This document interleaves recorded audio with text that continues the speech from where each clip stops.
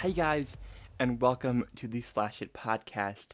My name is Jared, and you are listening to the second part of the zombie genre history series. So if you haven't seen the first episode, please make sure to listen to that one, because this episode I have in store for you discusses more of what happened like in that video or podcast, I should say, and more of like the middle to the current times of the genre's history, and not as much the beginning. So if you want the origin story, make sure you listen to that episode first and then join me here to discuss the rest. And then with that, let's just jump into the history of the zombie genre. They're coming to get you, Barbara. Medical examination of victims' bodies shows conclusively that the killers are eating the flesh of the people they kill. Please! Don't you know what's going on out there? This is no Sunday school picnic. Widespread investigation of reports from funeral homes, morgues, and hospitals has concluded that the unburied dead are coming back to life and seeking human victims.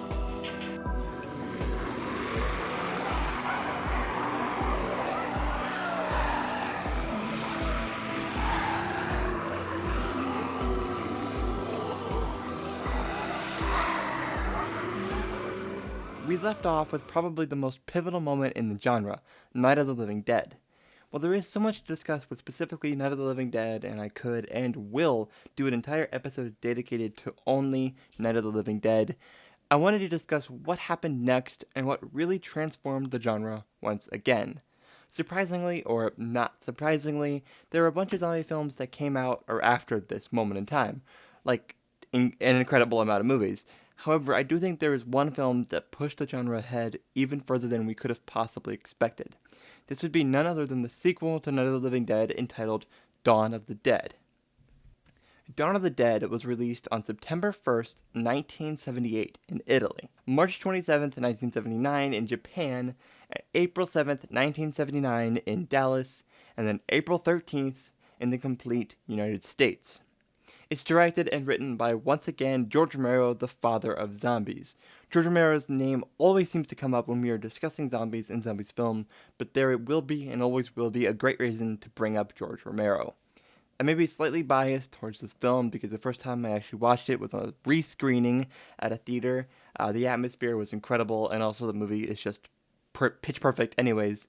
The film is truly discussing a political theme over the original Night of the Living Dead, despite how important that was to the film and how we look back at Night of the Living Dead, and how in hindsight it really did touch into an untapped thing that was going on around that time in the 1960s.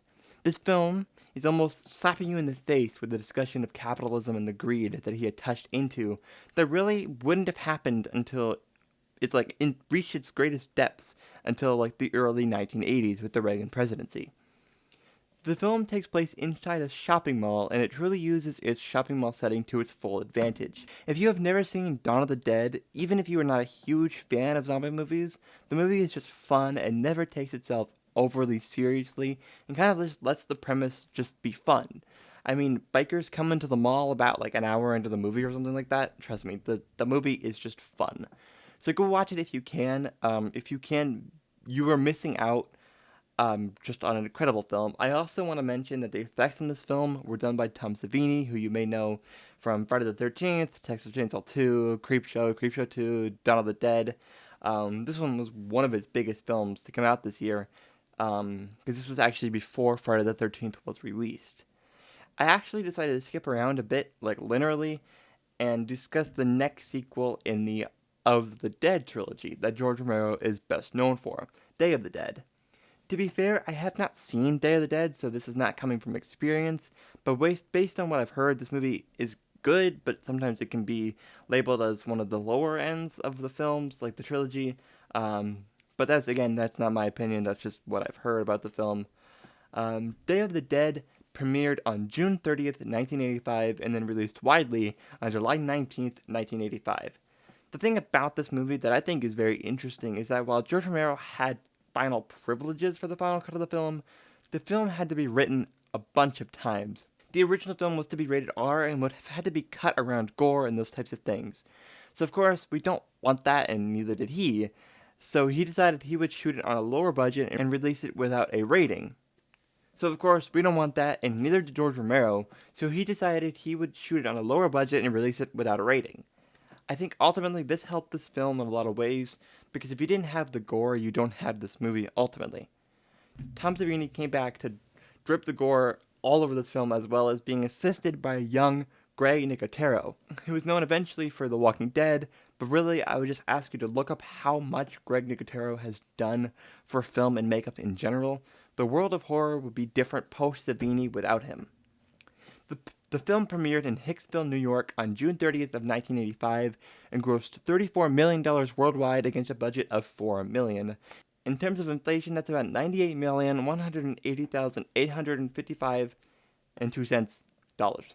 To be quite specific, the $4 million budget would be about $11,220,669.14. This movie, unfortunately, did not do well critically or commercially as the films that came before it. In fact, it would be about 20 years before we got another zombie film from Romero, which is Land of the Dead. But I'm not positive if I will talk about this film, and if I do, it will probably be later on, because it's not necessarily a part of the trilogy of Night, Dawn, and Day of the Dead. The original script for this film, which I think is interesting, was originally almost 200 pages long. However, that version of the script has never been found. We've never known what that movie looks like before he had to cut it down to fit this film that we see. That's actually how long this movie probably should have and would have been without the script changes. The shooting script was only 88 pages long to fit the budget of the film. The crew members and sometimes the actors would sleep in the mine where part of the film took place because of the long and tedious job it was to move in and out of the mine just to go back in the next day. It would be wrong of me to mention Day of the Dead and not mention the politics, especially considering this is probably the most political of all of the films. George Romero asked the question throughout this film, should the military have as much power as it does?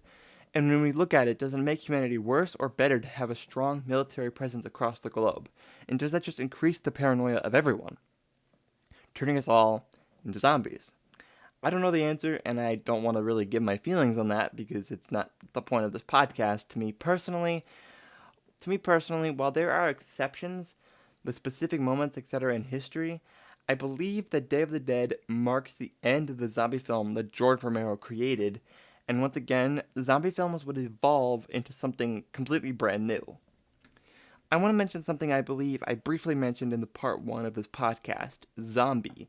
The original film with that title is actually only Dawn of the Dead, just with a different title. It's released in Italy. After that, there were sequels in Italy directed by Lucio Fulci. I don't know if I'm pronouncing that correctly. He was known for Zombie 2, Zombie 3, Zombie 4, I think was directed by a different person. But while they are well known and important, I want to talk about his more original films because he created his own trilogy of Italian zombie flicks called the Gates of Hell trilogy. The first film in this trilogy is City of the Living Dead, which was released August 11th of 1980 in Italy. This film has touches of H.P. Lovecraft, and there is a reason why that is important that I will discuss later. The film eventually reached a total gross, of $985,238,798 Italian lire, which to American dollars is $566,340.93. Ultimately, an underwhelming take in compared to Lucio's previous works. However, these movies were incredibly graphic even for now, and that's one reason why these movies became as popular as they have, because they're a part of the video nasties. The second film in the trilogy is probably the most well-known out of the three. The Beyond follows someone who is unknowingly opening the gates to hell, and while I don't want to spoil what else happens, this film had a budget of $400,000 and made $416,000 against, just a very small return. The film released April 29th, 1981, and again was considered a video nasty. The Beyond is widely known as the most recognizable film out of this trilogy for many different scenes, as well as the countless re-releases of this film. I think The Beyond is as well known for the completely realistic effects.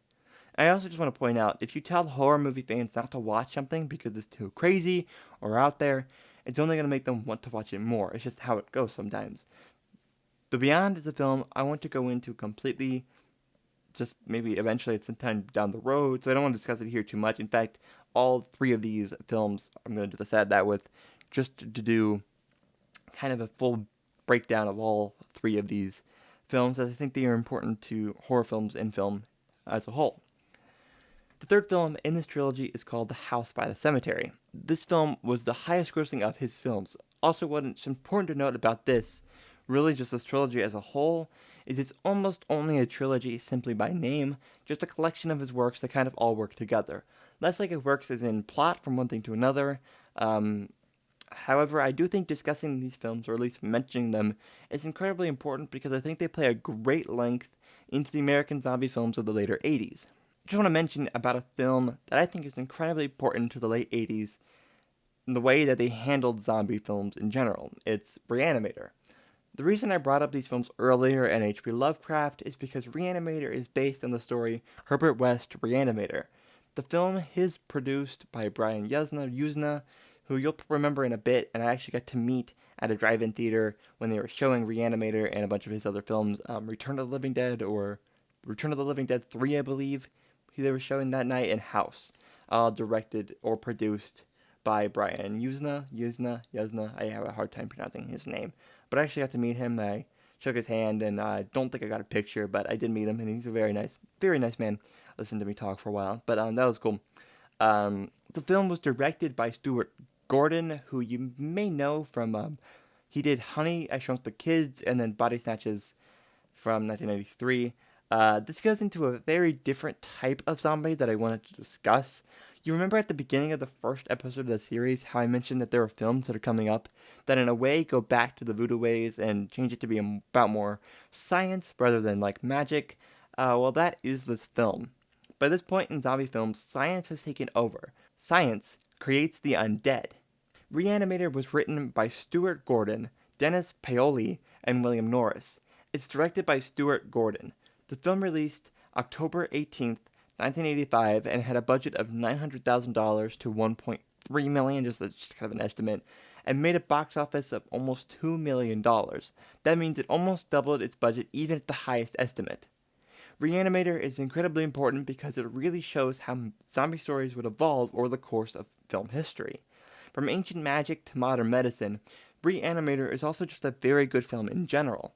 The way Jeffrey Combs portrays Herbert West is honestly just incredible and something that everyone on this planet needs to see. As I'm sure I'll cover the series and this film in more detail as this podcast goes on, the film has two sequels, Bride of Reanimator and Beyond Reanimator, which was released only a month after I was born, April 8th, I believe, April 8th, 2003, and I was born March 12th of 2003. I would watch Reanimator with just like a group of friends. I promise you, you will have like the time of your life. You just let it wash over you. Give it its chance. You will love Reanimator for what it is and not what you want it to be. There are a few notable films I wanted to simply mention because they are absolutely worth mentioning and watching because they are important to zombie films as a whole. Return of the Living Dead and One Cut of the Dead, Maniac Cop. Return of the Living Dead has a bunch of sequels that I kind of like. I like Return of the Living Dead 3. I actually greatly enjoyed that film. I would love for you to go watch it. It's fascinating. It's a very interesting movie. I'm not going to say it's good, but it's fun. And that's kind of all I look for in a lot of movies. The last title I wanted to mention, just because it's probably the funniest horror movie title I've heard in a long time. This is verbatim. This is the actual title of the film. I'm not making this up. This is a title of the movie you can go watch right now. Night of the Day of the Dawn of the Son of the Bride of the Return of the Revenge of the Terror of the Attack of the Evil Mutant Alien Flesh-Eating Hellbound Zombified Living Dead Part 2 in Shocking 2D. That is the actual title of an actual movie, and you can go watch that movie right now, and I'm not kidding you. That is so funny. I don't even know what to say. This movie just makes me laugh every time I read it. I tried to cut down the next list, like just the rest of this list, into about 4 films that I think captured the rest of zombie history, because there are small movies you can mention here and there, but I think these movies kind of are the big points that I think changed and maneuvered the way that zombie films would go on after the science of like Reanimator and those kinds of things. I think these next four films changed the way we viewed zombies and kind of more solidified zombies as a whole. Just these four films, I think, captured the rest of zombie film history and just like they're important landmarks in the history of film. Looking over to the world of Stephen King, and hopefully you can already know what I mean, the world of Stephen King and zombies means this wrongly spelled cemetery. Pet Sematary was released in 1989. Pet Sematary was released in 1989, and I believe marks the end of the zombie film, at least the way that we know it and understand it. I think it's because zombie films after this, and really honestly after most horror movies in general, as well as film as whole in general, becomes incredibly self-referential. You can blame Scream kind of on that, but just the 90s as a whole were a very self-meta kind of period of time anyways. Pet Sematary was released on October 21st of 1989, and with a budget of $11.5 million, made a total of $89.5. I've never read this book, but the movie I loved. The plot and the way that the story unwinds, I think, is why Stephen King is labeled as a true classic writer that will go down in the history books. This film, I think, is one of the reasons why zombie films started to change shape, because the film changes the way zombies were. The zombies of the era were scientifically made catastrophes. Then this movie came along, and the plot of this film is you bury a body in a specific cemetery, and that body will come back, regardless of who they were or how they died. A very interesting thing that I wanted to mention, and kind of a movie I really wish we could see, the original film rights were sold to George Romero before he got busy with a different film. Another fact is that this screenplay was actually written by Stephen King himself because he wanted to get it just right. The film was also much longer, but was cut because the studio was worried about the audiences losing interest, which they would have because this movie honestly feels a little bit long anyways, just there's a lot of just random things that happen at different points in the film. There is a very bad sequel to this film that I think stars almost entirely a different cast and barely mentions anything about this film. And then there's a remake in 2019, which is just a horror movie remake. You know how this goes for the most part, other than The Thing. But we'll talk about that in a different podcast episode. I think this film ended zombie films and forced them to adapt into another way of understanding themselves the same way Reanimator did. And adapt they did. I know we're moving about 15 years into the future, but I think that's really where we see the biggest change after Pet Sematary. It's 2004. Zombie films, as we understand it, has basically been long dead. They've been dead and buried, and there was no magic or mad scientist to reroute the genre. That was until a single movie came out and affected everything and everyone. Spoilers kind of ahead for the beginning of an almost 20-year-old film. Watch out, because 28 Days Later released November 1st, 2002 in the UK and Ireland, and June 27th of 2003 in the United States. The budget was $8 million and made $85.7 million. This film is a whole different type of zombies, a personally more frightening version of the zombie. Zombies in 28 Days Later are infected with a virus called Rage, which I think is, again, what infects kind of a whole different way of zombies. It's more of a contagion that affects humans rather than dying and being reborn, which I think is a very interesting change that doesn't happen until you really get to see 28 Days Later. I think, and we'll get to The Walking Dead in a minute here because it's very, very much closely resembles this film. I don't want to talk too much about what happens, but the zombies in this movie, they run as fast as they can, which reminds you of something in a bit, hopefully, so keep that in mind for a minute. I think these films is one of the movies you need to watch because it incites the reason for zombies as we know it now. There's a few other things I want to mention. At this movie, at some point, someone wakes up in a hospital. Legitimately just straight up the opening of The Walking Dead, which the show didn't come out until about 6 years later, and the comic was the same year as this film. But 28 Days Later has a massive influence on The Walking Dead, both comic and show. This, I think, is about as influential as you can get, because it's The Walking Dead, which changes zombies and is one of the reasons why people know zombies as much as they do now. So I'm just going to skip ahead and then back up timeline-wise, and then you'll understand why in a minute. This originally came from a book, but it follows so closely to the way zombies act in 28 Days Later that I wanted to put it here instead. So you have the film, maybe in your mind. World War Z stars Brad Pitt and is directed by Mark Forster, who did the Christopher Robin film. It had a budget of 190 to about 269 million and made a box office of $540.5 million. The film was released June 21st of 2013 in the United States. This is again cited as inspiring another revival of the zombie film, taking the runny, scary zombie to the next level. I actually think some of the visuals of the zombies piling on top of each other to reach the helicopter and things like that are actually pretty freaky. I think it's important to know, however, that I don't really like this movie, and I think it doesn't deliver on the premise it tries to. I think the book is a better deliverance of the story that it tries to tell, but I think it's important to see the line between 28 Days Later and World War Z, because zombie films have changed dramatically between 28 Days Later before that and 28 Days Later and after. It's a whole different thing. Another thing I wanted to mention that I think is interesting to pay attention to, if you watch my first listen or watch the first version of this podcast episode, you'll see the minuscule budgets. Night of the Living Dead, very, very small. Even adjusting with inflation, it's still much less than what now is $190 to $269 million. And I think there's part of that is different and doesn't work as much. This film is also inspired by 28 Days Later, but honestly it's probably closer to the inspiration than a rip-off remake like World War Z is. Shaun of the Dead is a horror comedy directed by Edgar Wright, known for Last Night in Soho, Hot Fuzz, and Baby Driver. This movie is absolutely hilarious and one of my favorite horror comedies of all time. Shaun of the Dead released March 29th of 2004, and then I was in London, April 9th of 2004 in the UK, and then September 24th, 2004 in the United States and beyond. It has a budget of $6.1 million and made a total of $30 million.